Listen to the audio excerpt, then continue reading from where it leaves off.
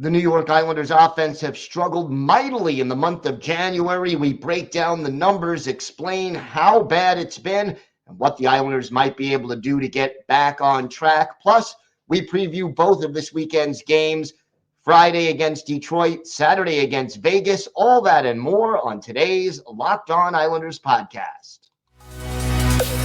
Your Locked On Islanders, your daily podcast on the New York Islanders. Part of the Locked On Podcast Network, your team every day.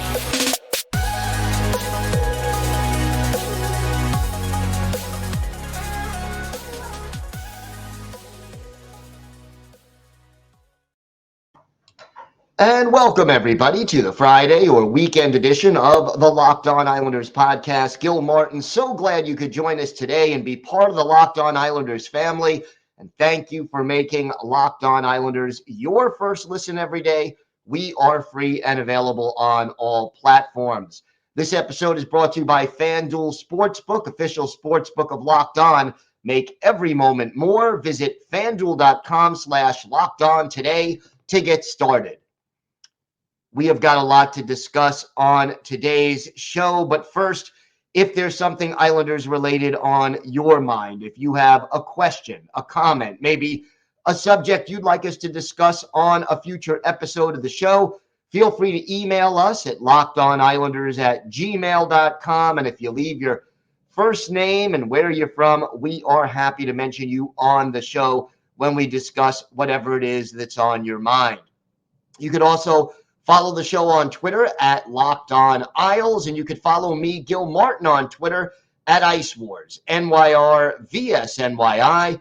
We'll keep you up to date on all the latest Islanders news, notes, and happenings, and I am live tweeting during nearly every Islanders home and road game, so join me for instant insight and analysis. It's always great to interact with Islanders fans, game time or anytime, so please do feel free to comment and interact, and it's always great to talk a little Islanders hockey with everybody. The month of January, as any Islander fan who's been paying attention to this team can tell you, has just been an absolute disaster for this team. And realistically, right now, the Islanders are just 2 wins in 14 games in the month of January. And in the first 13 games, they scored 24 goals, added 1 more last night. They have scored more than 2 goals just twice over that stretch and haven't done it since January 16th in a loss to the Capitals. Realistically speaking, that is not the way to get it done as far as trying to win hockey. And we'll go back to something Lou Lamoriello said in his press conference on Wednesday. He said, your goal scorers have to score. And during this drought, our goal scorers were not scoring. That's the key. When we spoke last, our goal scorers were scoring. There's no apologies or excuses for them. These things happen. Unfortunately, all of them got into a little bit of a drought at the same time. Okay, Lou, there is some truth to that, as in, yes, all of the goal scorers on this team did get into a slump at the same time, but how long is that list? Who on this Islanders team can be considered a bona fide, even 25 goal a year scorer? To me, the list is very short. Brock Nelson, Anders Lee. Mathew Barzal might get you 20. Right now, he's on pace for about, 18, 19 over the course of a whole season. Noah Dobson, if he somehow stays healthy, might get you close to 20. But nobody else on this team, on this roster, the way it's presently constituted, is really a guaranteed 20-goal guy, let alone 25, let alone 30. I mean, Nelson and Lee have the ability to give you 30. But who else? Zach Parise, a little bit past his prime. He might get you to 20, but not a 25, 30 goal guy. JG Pajot, more like a 15 to 20 goal a year player. Anthony Beauvillier, 15 to 20. Josh Bailey, his 20 goal seasons, well, no, he's never done that. Oliver Wahlstrom, if he's healthy a whole year, might get to 20. Still hasn't accomplished that. Cizikas, Martin, Clutterbuck, no. Good players, not their role to get the goals.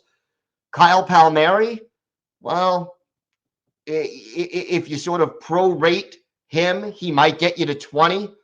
Barely, won't get you to 25 or 30 at this stage in his career.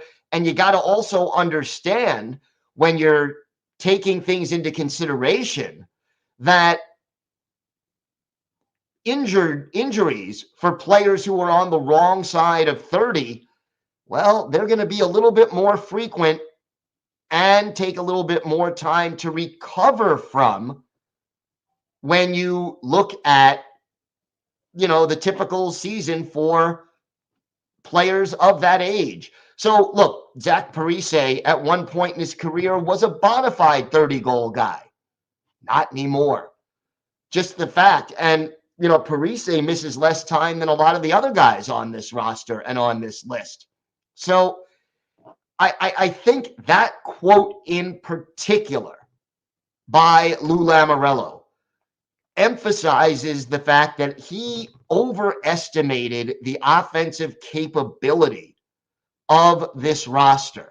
And I think that that's part of the problem, that even when everybody on this team is healthy and everybody on this team is playing offensively to their capacity, they still aren't going to score a lot of goals. And when you combine that talent, lack of talent, with the fact that Lane Lambert's system encourages the defenseman to pinch and take chances and join the rush on a calculated basis,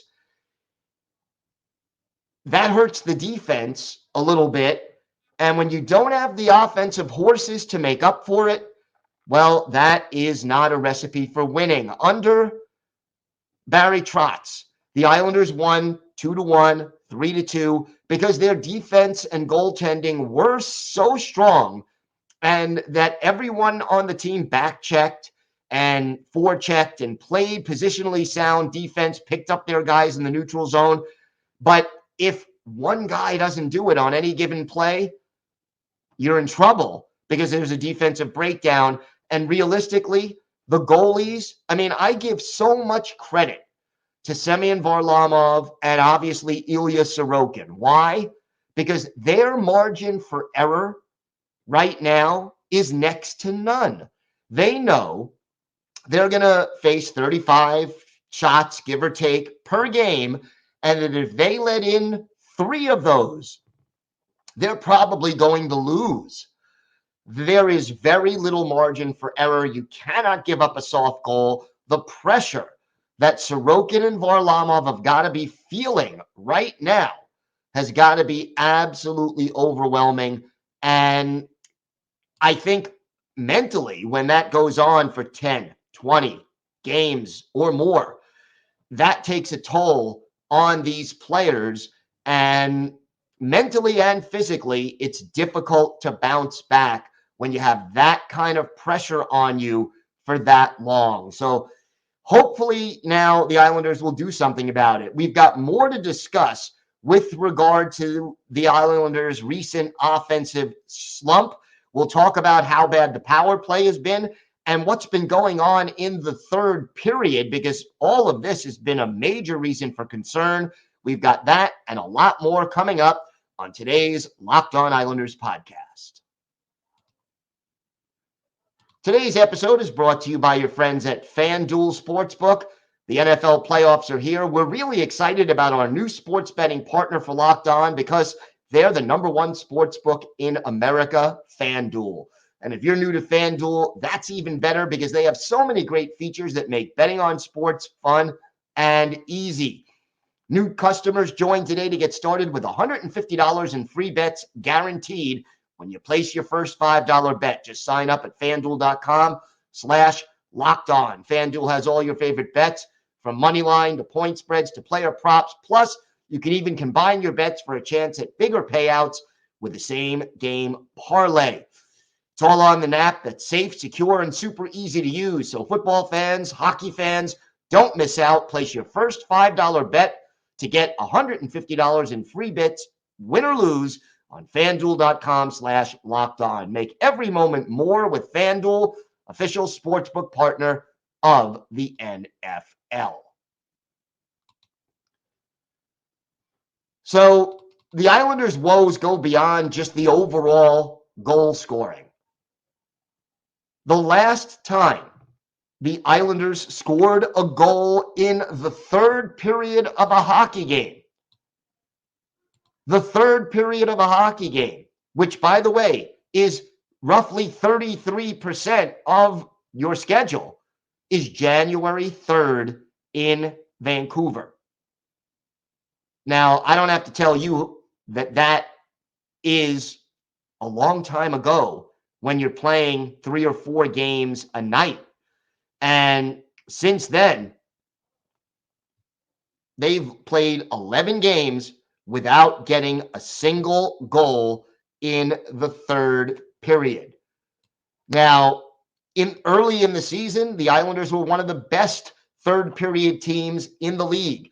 They were scoring and doing exceptionally well. In fact, the Islanders were plus 16 in the third period over the first 23 games of the season. Now, where are they? They're down to plus 1. Plus 1.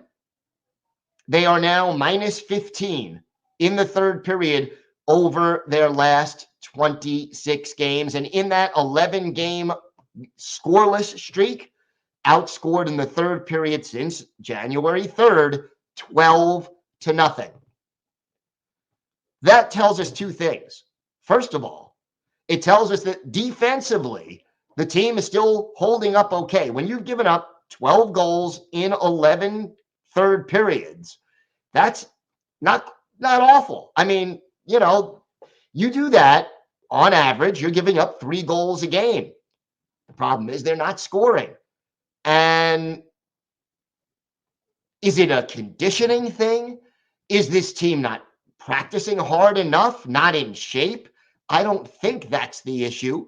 But, part of me would love to see Lane Lambert go out there and have a practice or two with this team like the movie Miracle, where, they're talking about the 1980 Olympic team and Herb Brooks, is blowing that whistle and just saying, again, and they're skating back and forth from blue line to blue line. Again, because this team, they need to be in shape and ready to play in third periods. There is no way around it. You can't go 11 straight games without a goal in the third period and expect to win many hockey games. And, overall, when you get going the way the Islanders were early in the season, it's very, very hard to win games when you're 0 for 11 games with goals in the third period. Third period, very often, is where games are won and lost. And when you go back over those 11 games and you add in that for like 5 or 6 of them, the Islanders were missing in action for the first period or the second period, when you don't score in the third, well, I think the answer is obvious. Then let's turn our attention to the power play.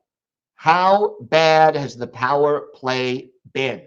John McClain is the assistant coach in charge of the power play. Over the last 22 games, 3 for their last 59. 3 for their last 59. over the last 11 games, 1 for 27 on the power play, 3.7%. 3 for 59 is a little lower than, or a little higher than what, 5%? Now, again, when you're an offensively challenged team like the Islanders are right now, your power play has to make up for the fact that you struggle to score 5-on-5. Your power play is when you have a little bit more time and a little bit more space to operate. And yet, whatever this team is doing, if you follow me on Twitter, during games, I have often pointed out when an opposing power play is doing things well. Talked about that with Carolina. Even talked about that certainly with Toronto. And, when you see teams moving the puck well, passing the puck well, moving without the puck to set up cross-ice passes, tiring out the penalty killers, getting a man open for a quality scoring chance. The Islanders rarely do any of that. Their zone entries, inconsistent and uneven. They don't seem to progress toward shots. And when they do, it seems like they let the perfect get in the way of the good. They're so busy trying to make the perfect pass, to set up the ideal scoring chance, that very often they ignore good scoring chances because they think they can create a perfect one with 1 or 2 more passes. Whatever John McClain is doing, it's not working particularly well. And what the Islanders need to do is watch some of the better power plays in the league. And that includes teams like Toronto, that even, quite honestly, look, the Islanders just played the Ottawa Senators, who are below the Islanders still barely, but below them in the standings.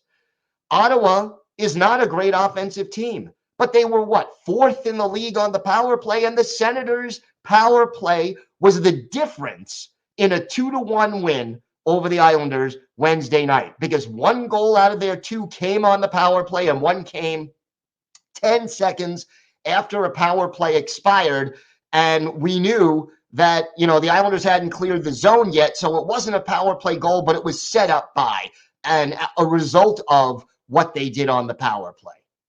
So you got to watch the teams. You got plenty of game film and see what teams do that have successful power plays. Even if they don't have, a lot of snipers, set it up, because even players like Parise and Beauvillier and Palmieri, guys who are not elite scorers by any stretch of the imagination, but they are capable of scoring, in theory, with a little more time and space.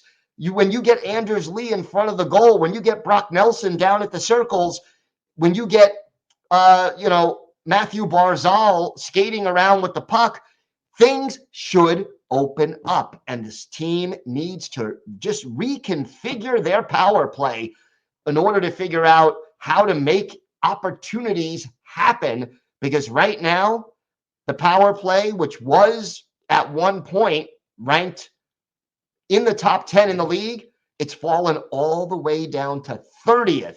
There's only 2 teams below them. And again, when you're an offensively challenged team, you need to do better.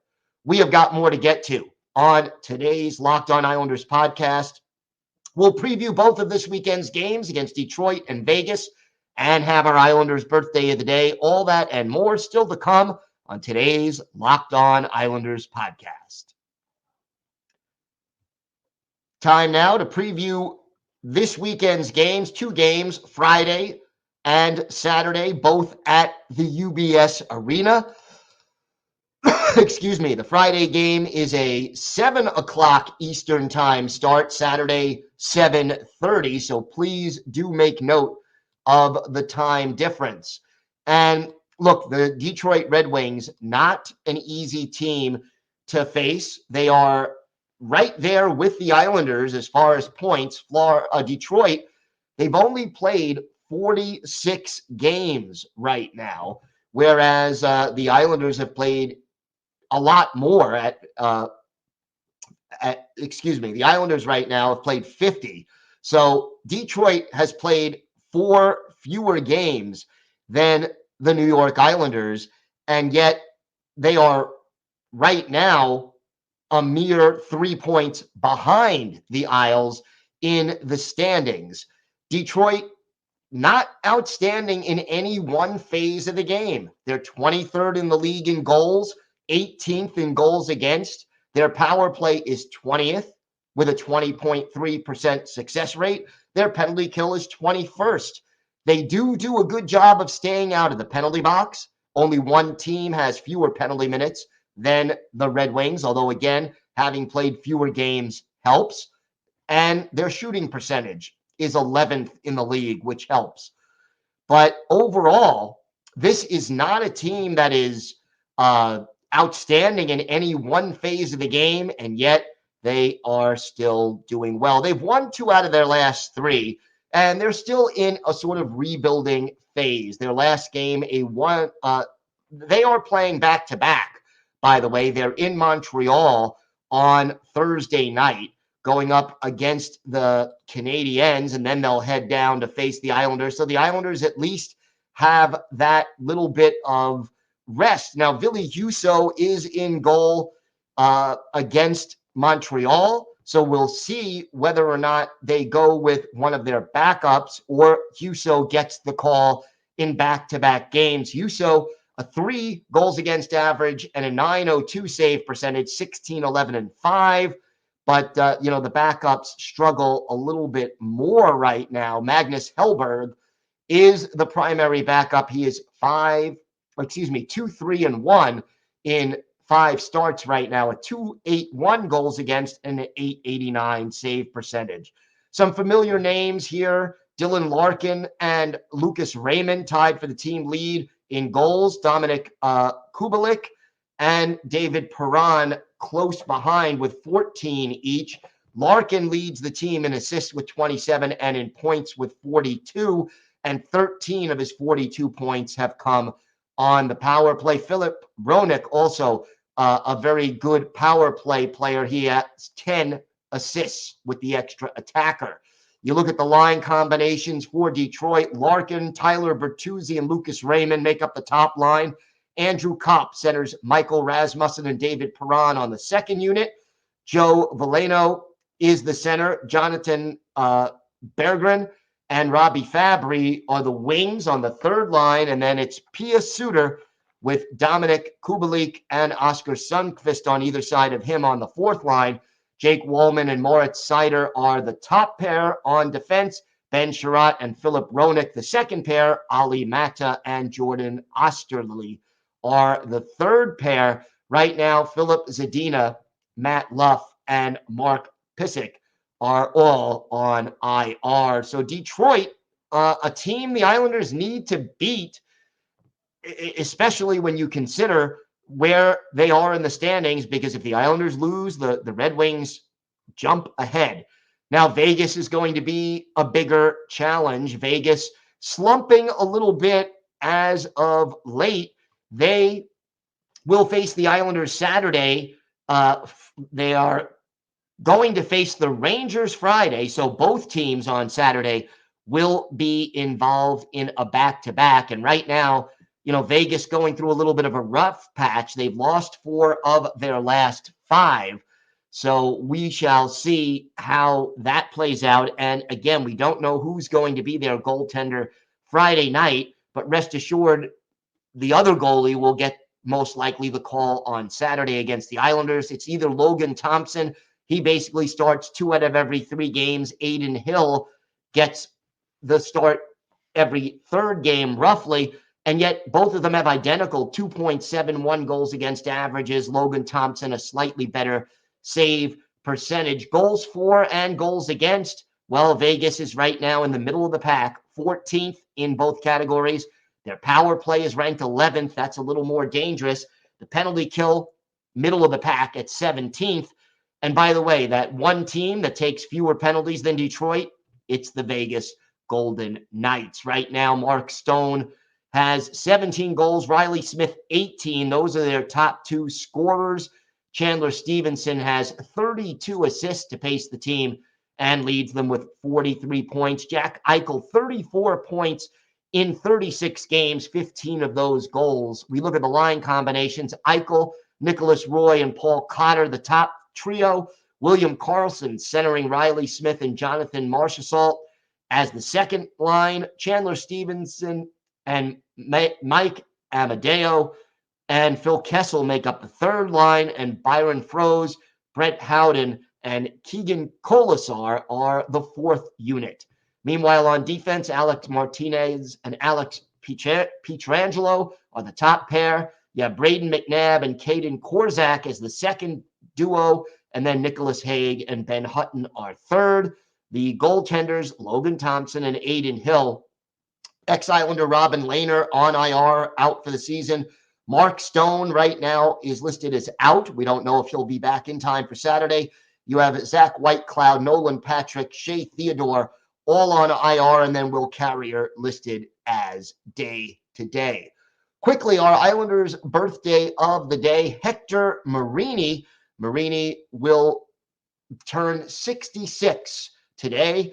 The Timmins, Ontario native, a third-round pick of the Isles in 77, made his debut in 78-79 for one game and was with the Islanders through the 80-81 and 81-82 season. So he did indeed manage to win one Stanley Cup with the New York Islanders, then later went on to play for the New Jersey Devils. Only played 154 career NHL games, 27 goals, 73 points, 246 penalty minutes. In 1980-81, he had 9 points in 9 playoff games for the Islanders, so he definitely contributed to that Stanley Cup win. We wish Hector Marini a very happy 66th birthday. That's going to do it for this episode of the Locked On Islanders podcast. Have a great weekend, everybody. Stay safe. Enjoy the 2 games. And, of course, let's go Islanders.